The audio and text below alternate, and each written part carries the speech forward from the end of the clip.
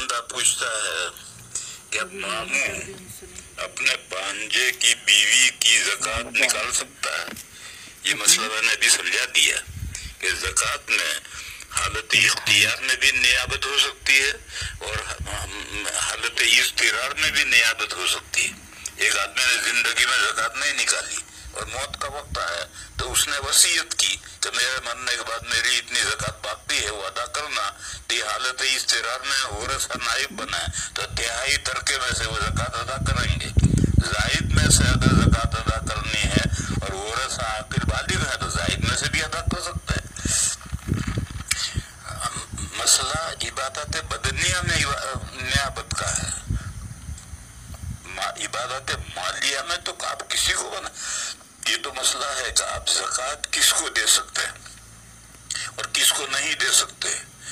تو وہ دو شخص جن کے درمیان میں ولادت کا تعلق ہے، جننے کا تعلق ہے، ان کو زکوٰۃ نہیں دے سکتے، اور وہ دو شخص جن کے درمیان میں زواج کا تعلق ہے، نکاح کا تعلق ہے، ان کو زکوٰۃ نہیں دے سکتے۔ میاں بیوی کو زکوٰۃ اپنی نہیں دے سکتا ہے، بیوی اپنی زکوٰۃ میاں کو نہیں دے سکتا، صدقہ نافلہ دے سکتا ہے، میاں بھی صدقہ نافلہ بیوی کو دے سکتا ہے اور بیوی بھی صدقہ نافلہ شوہر کو دے سکتی ہے، زکوٰۃ نہیں دے سکتے۔ اسی طرح سے جن میں جننے کا تعلق ہے، اصول باپ ماں دادا دادی نانا نانی اوپر تک، اور نیچے فروع بیٹا بیٹی پوتا پوتی نواسا نواسی نیچے تک، ان میں جننے کا تعلق ہے، یہ ایک دوسرے کو زکوٰۃ نہیں دے سکتے۔ اور جن میں ولادت کا تعلق نہیں ہے جیسے کہ بھائی بہن، ان میں جننے کا تعلق نہیں ہے، چچا پھوپھی ان میں جننے کا تعلق نہیں، دادا دادی نانا نانی ان کے ساتھ تو جننے کا تعلق ہے، لیکن چچا پھوپھی خالہ ماموں خالہ ان کے ساتھ جننے کا تعلق نہیں ہے۔ اگر وہ غریب ہیں زکوٰۃ کے مستحق ہیں تو ان کو زکوٰۃ دے سکتے ہیں۔ تو یہ تو الگ مسئلہ ہے کہ کن کن کو زکوٰۃ دے سکتے ہیں، کن کو زکوٰۃ نہیں دے سکتے، اور ایک مسئلہ یہ ہے کہ ایک کی زکوٰۃ دوسرا نائب بن کر کے دے، حالت اختیار میں یا حالت اضطرار میں، دونوں حالتوں میں دوسرا نائب بن کر کے دے سکتا ہے، کیونکہ زکوٰۃ میں مقصود غریب تک پیسہ پہنچنا ہے۔ تو عورت دے دے یا اس کا ماموں دے دے، ایک ہی بات ہے، یہ تو اس میں نیابت ہو سکتی ہے۔ کیا ماموں اپنے بھانجے کی بیوی کی زکوٰۃ نکال سکتا ہے؟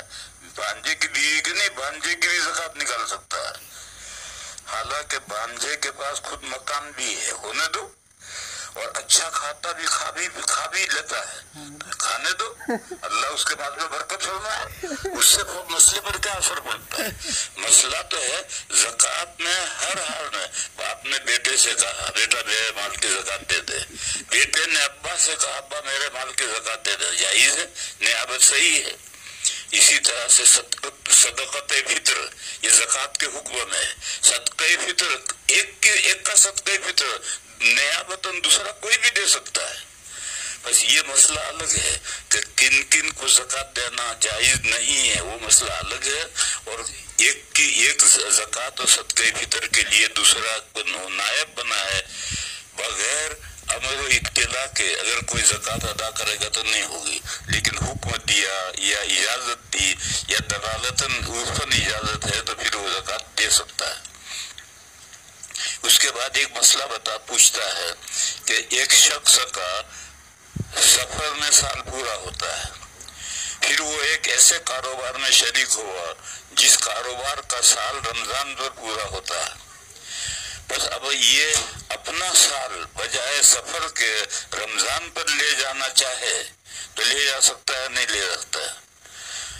یہ سوال ہے کہ کون سے رمضان پر لے جانا چاہتا ہے، سفر سے پہلے جو رمضان گزر گیا وہاں لے جانا چاہتا ہے یا سفر کے بعد جو رمضان آئے گا وہاں لے جانا چاہتا ہے؟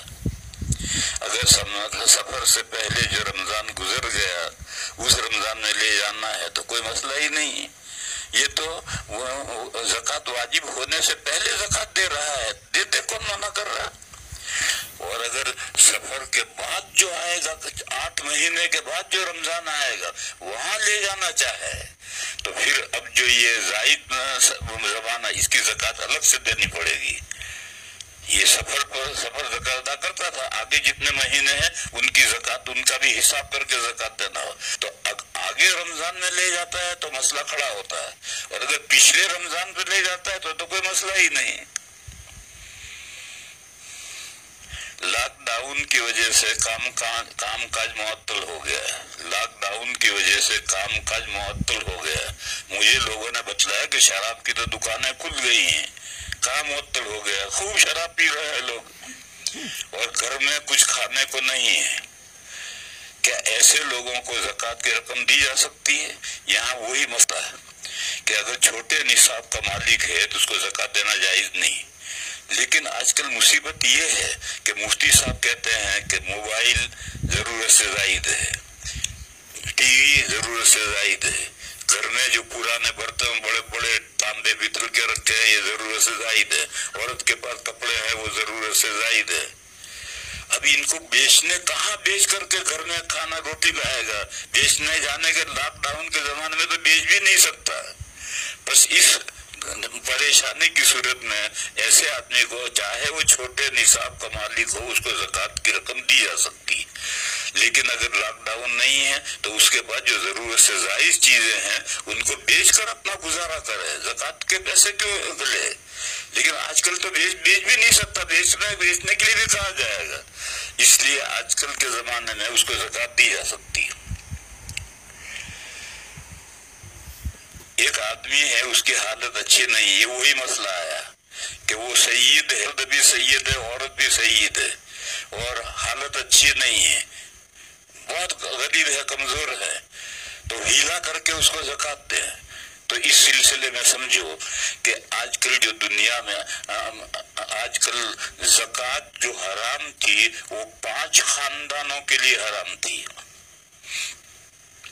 حضرت علی کرم اللہ تعالی وجہہ کے 2 لڑکے حضرت علی اور حضرت عقیل اور حضرت عباس رضی اللہ تعالیٰ عنہ اور نبی پاک صلی اللہ علیہ وسلم کا خاندان اور ایک چچا تھے حضور کے حارث ان کی اولاد, ان 5 خاندانوں کے لیے زکوٰۃ حرام ہے.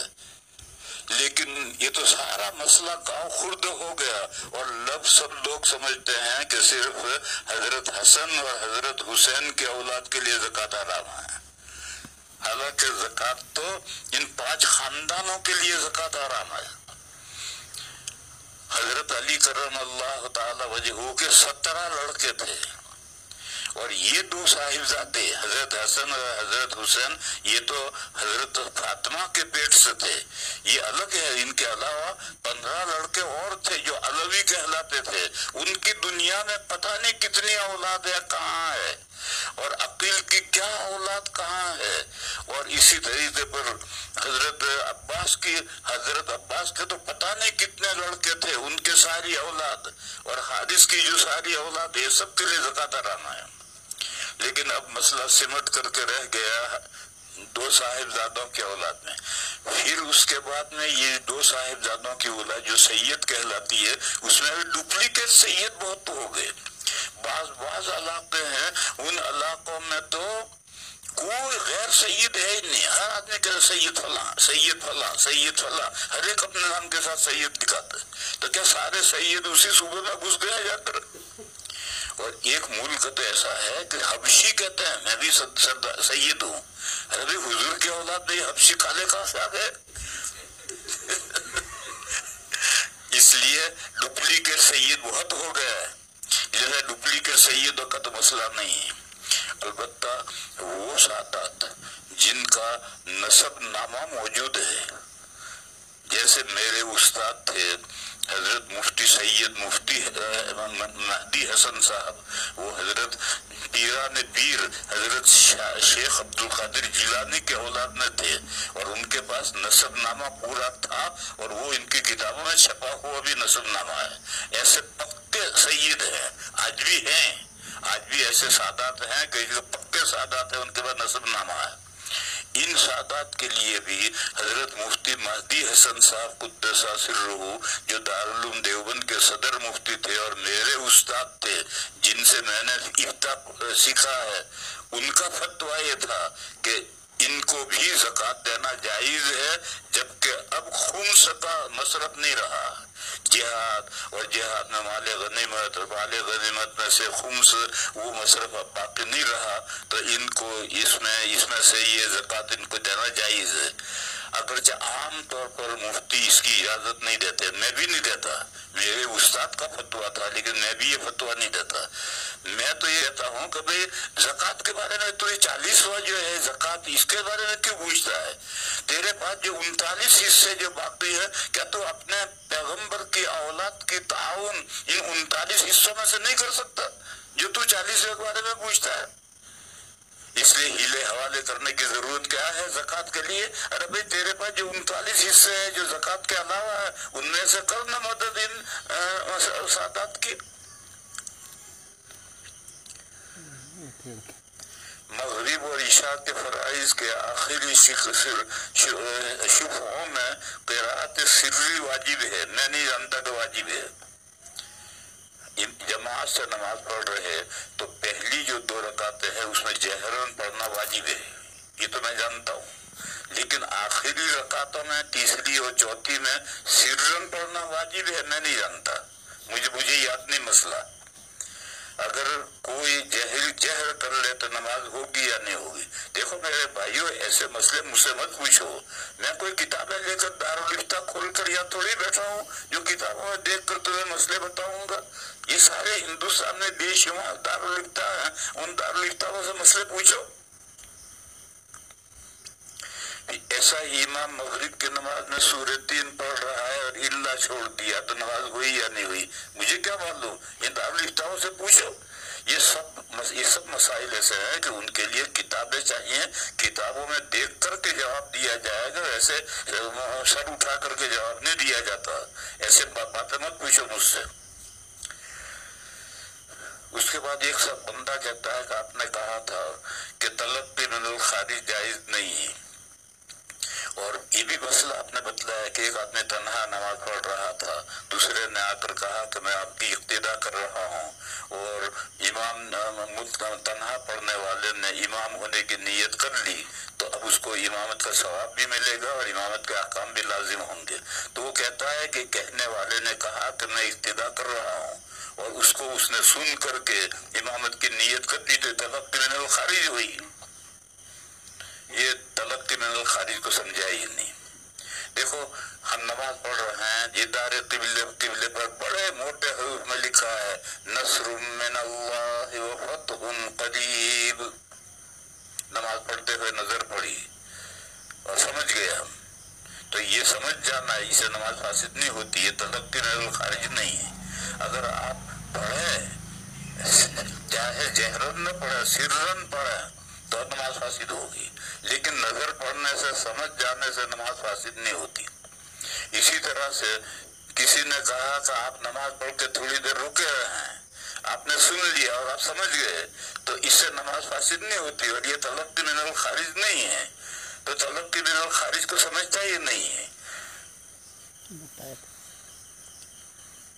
اس کے بعد ایک بندہ پوچھتا ہے کہ میں مکتب کا ٹرسٹی ہوں۔ دیکھو سوال سمجھو، میں مکتب کا ٹرسٹی ہوں، ہمارے یہاں بچوں کی فیس جمع ہوتی ہے، اس سے علماء کی تنخواہ یعنی اساتذہ کی تنخواہ دینے کے بعد رقم بچ جاتی ہے جو تقریباً سالانہ 2 لاکھ ہوتی ہے، تو اس رقم کو کہاں خرچ کر سکتے ہیں؟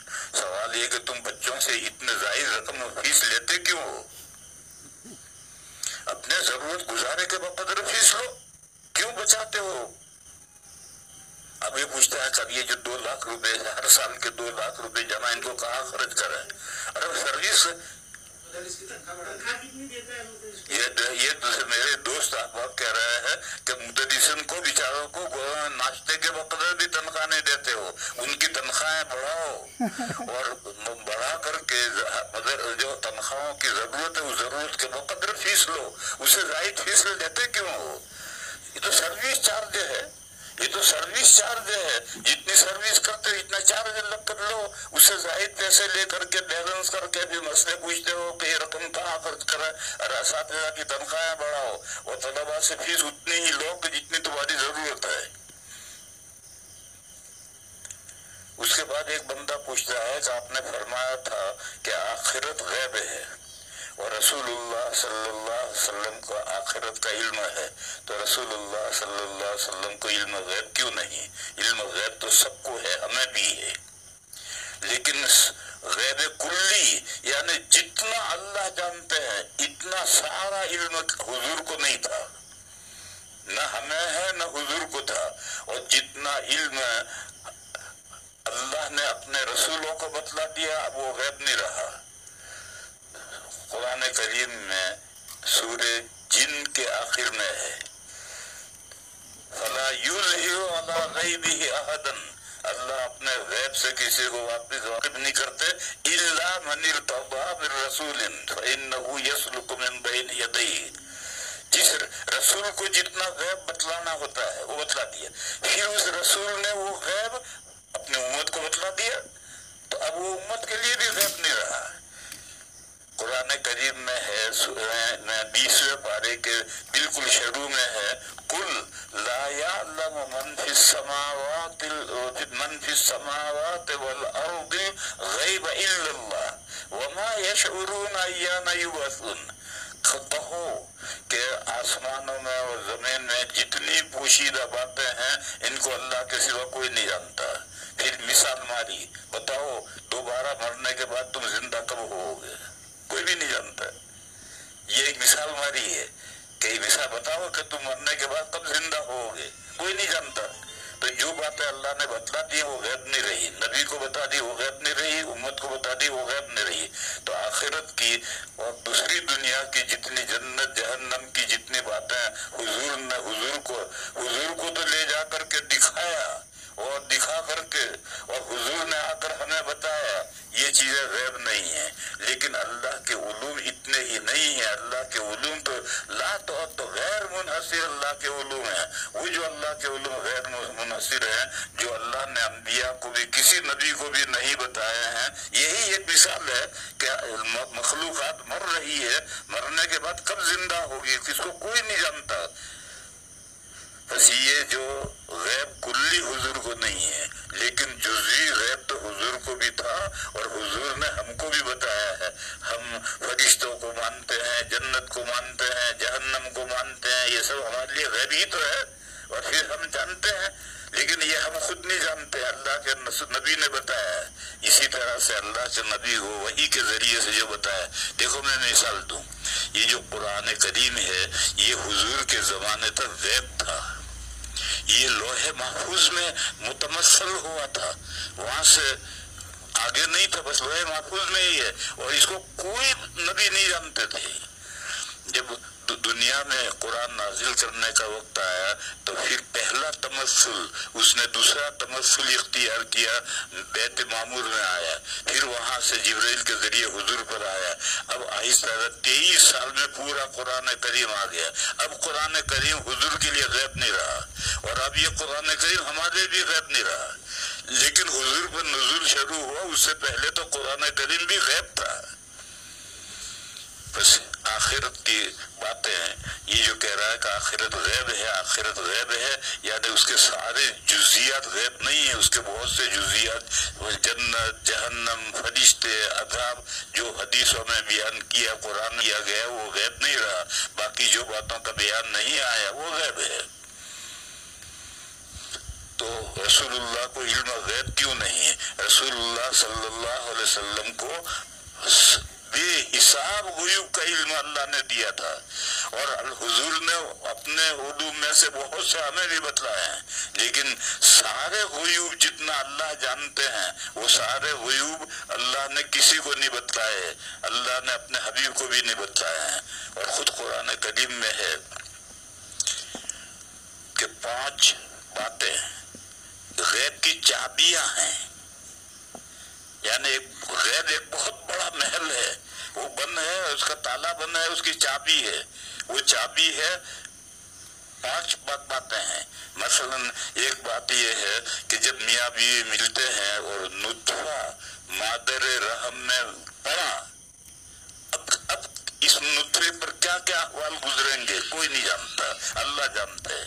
یہ نطفہ ٹھہرے گا یا گر پڑے گا، ٹھہرے گا تو بچہ ہوگا نہیں ہوگا، ہوگا تو لڑکا ہوگا لڑکی ہوگا، عمر دراز ہوگا، پیدا ہوتے ہی مر جائے گا، نیک بخت ہوگا بدبخت ہوگا، تندرست ہوگا بیمار ہوگا، پتہ نہیں کتنے احوال ہیں۔